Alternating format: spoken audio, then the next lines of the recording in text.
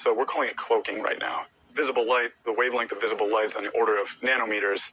Nanoparticles are on the right scale to sort of interact with that and manipulate. In principle, it's actually possible to get an object that will guide light around itself.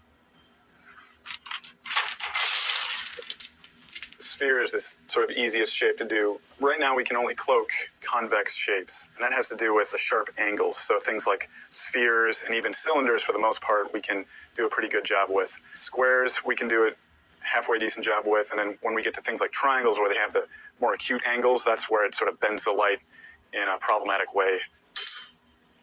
A lot of other research groups have tried to build three-dimensional structures that can do this sort of light guiding, but working with nanoparticles, we prefer to use self-assembly.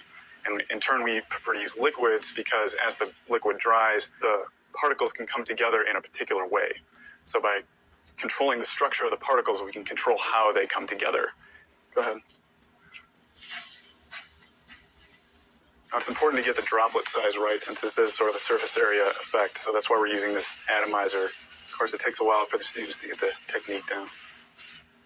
Things don't dry evenly, that adds to the distortion of the light. So we just chose to use a simple hair dryer, and it also speeds things up for the demonstration.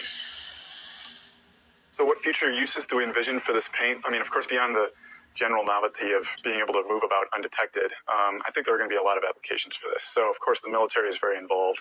Invisible buildings and invisible vehicles, we provide new ideas, and it's society that decides, how new technologies will be used. Because, of course, we envision this being used on the skin. We want everything to be safe.